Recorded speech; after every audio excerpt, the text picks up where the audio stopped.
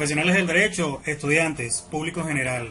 Nuevamente les saluda el doctor abogado Mauri Rojas desde la ciudad de Maracay, estado Aragua de la República Bolivariana de Venezuela. En este su programa Hablemos de. Hoy, dando continuidad al ciclo de pláticas relacionadas con la jurisdicción, vamos a hablar acerca de sus elementos y de sus tipos. No sin antes, por supuesto, declararles abiertamente la bendición de parte de nuestro Señor Jesucristo, quien les ama y les adora. Dios le bendiga muchísimo. Ok, continuando con la jurisdicción y recordando de la misma manera el concepto de la misma, de acuerdo a lo que se había señalado en una anterior oportunidad, la jurisdicción viene del latín jurisdictio. Reitero que quiere decir declarar el derecho. Les había comentado que básicamente la jurisdicción es una función pública realizada directamente por los órganos competentes del Estado venezolano con las formas requeridas expresamente por la ley, en virtud de la cual es ejercida esta directamente por las partes, pero a través del Estado. En este sentido, a través de los órganos jurisdiccionales representados directamente por los jueces de la República. En otra anterior oportunidad les había señalado que la jurisdicción representa la potestad inamante de la soberanía de parte del Estado y que es ejercida independientemente, directamente por los órganos jurisdiccionales facultados reiterativamente por la ley para la solución de los diferentes conflictos, ejecutando, por supuesto, todas las herramientas que desde el punto de vista legal permiten satisfacer las pretensiones de las partes involucradas en este conflicto. Ahora bien, ¿cuáles son los elementos del acto jurisdiccional? Bajo esta premisa se distinguen tres elementos propios de esta figura jurídica. La primera de ellas es la forma del acto jurisdiccional, la segunda el contenido del acto jurisdiccional y finalmente la función del acto jurisdiccional. Estoy hablando básicamente de forma, contenido y función. Dando inicio a la misma, con respecto a la forma del acto jurisdiccional, esta se refiere a los distintos elementos externos del acto jurídico. Es decir, prestar atención en esto, la presencia de las partes, del juez y del procedimiento establecido en la ley. La forma caracteriza a la jurisdicción, pero no es su único elemento. Estoy hablando de cuáles son de las partes que están interviniendo directamente en esta figura institucional, en esta figura de parte del Estado, jurisdicción, como lo son las partes, el juez y el procedimiento establecido de acuerdo a la normativa. Hay además procedimientos que tienen características formales de la jurisdicción y por carecer de contenido de esta no pueden ser calificados como actos jurisdiccionales. Tal sería el caso de un procedimiento simulado, lo cual representa únicamente la forma. No posee contenido, no posee una función lícita y completamente propia y solo produce una cosa juzgada aparente. Esta se puede desarrollar directamente dentro de la jurisdicción voluntaria o los actos debidamente aceptados de manera voluntaria de parte de las partes sin la intervención del juez o del árbitro jurisdiccional. Otro ejemplo son los diferentes procedimientos de jurisdicción voluntaria que se los acabo de señalar, pero estas se encuentran previstos directamente en el artículo 898 de nuestro actual Código de Procedimiento Civil. Todos estos, por supuesto, tienen formas solemnes de la jurisdicción, pero no tienen autoridad de cosa juzgada. El segundo de los elementos a discernir o a abordar es el contenido del acto jurisdiccional. Quiero destacar que la forma del acto jurisdiccional representa una figura completamente preponderante dentro de lo que es el proceso en la toma de decisiones de parte del ciudadano juez, ya que esto por supuesto le permite apegarse a los diferentes lineamientos que de acuerdo al estamento jurídico deben cumplirse. Me estoy refiriendo por supuesto a las formalidades. Ahora bien, cuando hablo de del contenido del acto jurisdiccional, me estoy refiriendo a la existencia de un conflicto con relevancia jurídica que debe decidirse mediante resoluciones completamente susceptibles de adquirir autoridad de cosa juzgada. Óigase, la cosa juzgada es característica esencial de la jurisdicción. Si el acto no adquiere real o eventualmente autoridad de cosa juzgada, no es jurisdiccional. Pertenece esta a la esencia de la cosa juzgada y por lo tanto a la jurisdicción. La coercibilidad o la posibilidad de ejecutar la sentencia incluso. La jurisdicción es tal por su contenido y por su función, no por su forma. Esta es solamente su envoltura. Recordemos siempre esto, que en la jurisdicción deben estar presentes cada una de los hechos anteriormente mencionados, pero no deben abrirse las diferentes puertas a la coercibilidad o a la posibilidad de ejecutar una sentencia de manera forzada, de no estar permitida, por supuesto. Por la parte de no estar permitida, entonces pasa inmediatamente a ser desarrollada directamente o ejecutada directamente por los ciudadanos jueces, pero cumpliendo las formalidades de la ley y respetando la jurisdicción pertinente. El contenido caracteriza a la función. El contenido ha sido delimitado frecuentemente como la reparación del derecho lesionado, la tutela del derecho subjetivo, la restitución de los bienes despojados. Pero la jurisdicción no solamente expide sentencias de condena como las anteriormente señaladas, como las que pudieran mencionarse incluso, sino que también aborda las sentencias absolutorias, abraza las sentencias constitutivas que crean estados jurídicos nuevos, tales como las declaraciones de incapacidad, las sentencias estimadas, que solo tasan el quantum de una prestación, y sentencias de disolución de la comunidad conyugal. Además, como contenido de la jurisdicción, se ha señalado su carácter sustitutivo que se produce eventualmente de dos maneras diferentes. La primera de ellas es la fase de conocimiento, donde el juez sustituye con su voluntad la voluntad de las partes y de los terceros. Y la segunda es la fase de ejecución, donde el funcionario del Estado realiza coactivamente todos los actos que debió realizar el obligado. Un ejemplo de ello, por ejemplo, la subasta de los bienes embargados para pagar con el precio de remate. De eso se trata directamente el contenido del acto jurisdiccional. El tercero de ellos es la función del acto jurisdiccional.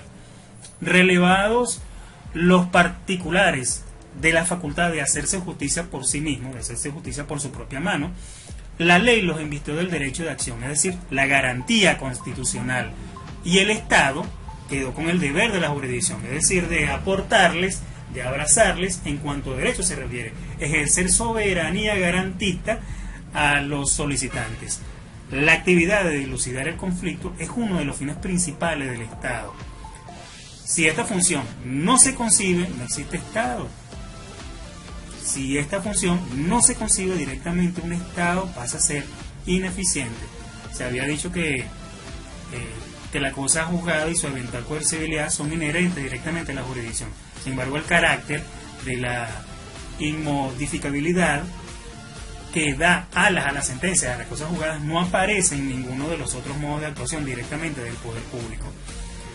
Así, un acto administrativo puede ser completamente sustituido por otro y un código civil inmediatamente pudiera ser reformado.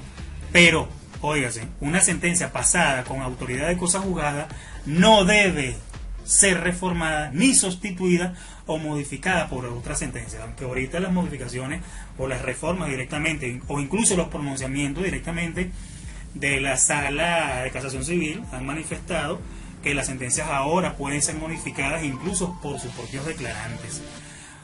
Todo ello, por supuesto, generando evolución jurídica. Ahora bien, como consecuencia de la inmutabilidad de la sentencia protegida por la cosa juzgada, esta no debería o no puede ser revisada por otro órgano jurisdiccional o otro órgano judicial, salvo los casos excepcionales que se encuentran previstos directamente en el artículo número 5, numeral 16 de la Ley Orgánica del Tribunal Supremo de Justicia, en plena concordancia con el artículo 336, numeral 10 de nuestra vigente Constitución. Ahora bien, mis estimados profesionales, el fin de la cosa juzgada no es su inmutabilidad. Quiero dejar claro en eso.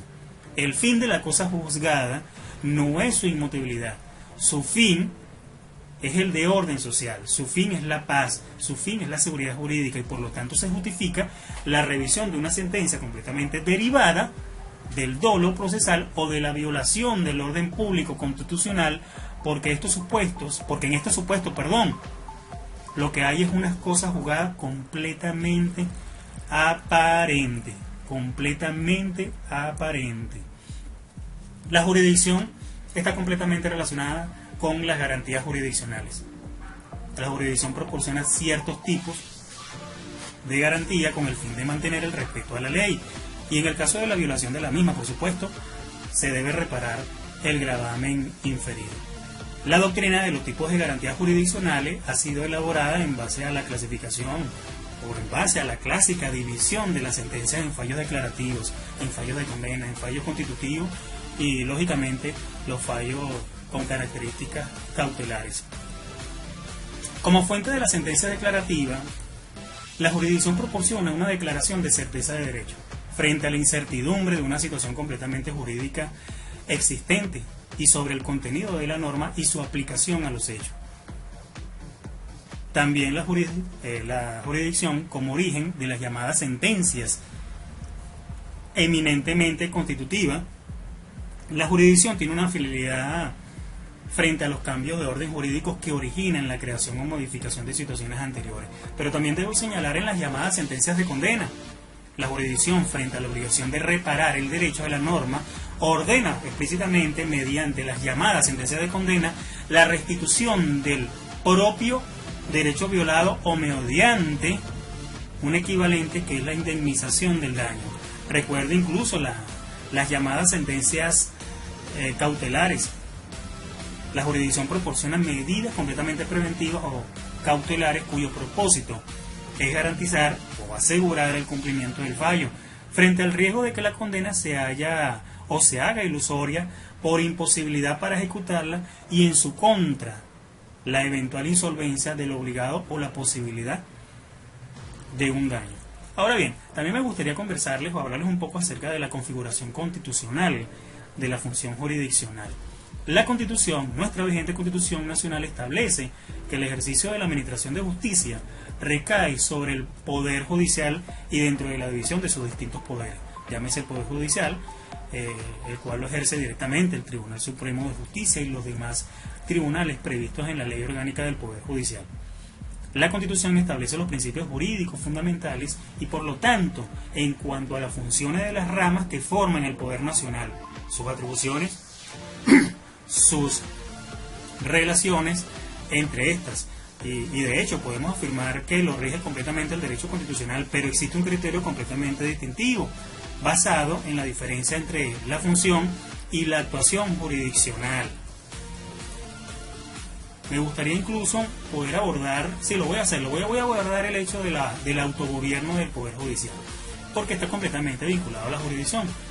La jurisdicción constituye, mis estimados, el poder del Estado emanado directamente de la soberanía popular, con un régimen completamente propio de autogobierno integrado sobre la base de la unidad por juzgados y tribunales legalmente predeterminados y por jueces, incluso magistrados independientes, inamovibles, responsables y sometidos al imperio de la ley, que ostentan en exclusividad la potestad jurisdiccional para poder tutelar los derechos subjetivos y solucionar de manera definitiva e irrevocable los conflictos intersubjetivos y sociales de todo tipo.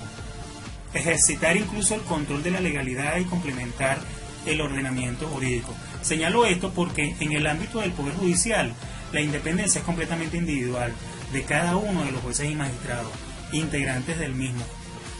Se suma la referencia o la referida a la referida independencia orgánica y difusa, las cuales existen dentro del ámbito jurisdiccional, no solamente constitucional, sino también procesal, que ampara directamente a los intervinientes en el proceso. Pero también es muy conveniente hablar sobre el principio de la unidad jurisdiccional. Los principios procesales son la esencia misma del derecho procesal. El legislador los ha plasmado en normas completamente positivas para que jamás sean soslayados, es decir, para que no sean violentados. Recuerdo en este instante que el gran procesalista español Jaime Guasch, en su obra de Derecho Procesal, el cual fue citado hace unos años atrás por el doctor Jorge Peirano en el año de 1978, este señala que por encima de todas las fuentes positivas que se hayan o que se haya intrínseca la naturaleza humana, hay normas procesales de orden civil, que se deben considerar. En este sentido, son las normas del derecho natural. La norma incluso establece la contradicción procesal, y todo ello, por supuesto, se difiere o trata de explicar la prohibición de que nadie puede usar o nadie puede ser condenado sin ser oído, o por lo menos sin darle la posibilidad de ser oído. Todas las normas procesales de orden civil establecen la rigidez de la conducta de orden procesal y, por supuesto, las diferentes manifestaciones que de parte del juez debe considerar dentro del aspecto jurisdiccional judicial. Es decir, mis estimados, el imperio de la ley abraza a todos los ciudadanos, abraza a todos los integrantes o todos los que buscan del amparo de la normativa constitucional y procesal.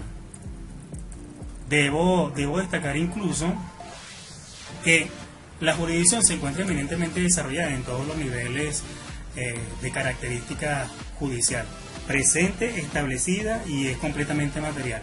El profesional del derecho debe ampliar a cada instante sus niveles de conocimiento a los fines de no entender, reitero, la jurisdicción con la competencia, notándose que la jurisdicción, reitero, notoriamente que la jurisdicción representa la facultad que tienen los jueces de administrar la justicia, pero solicitada por los administrados, es decir, solicitada por el soberano, el pueblo.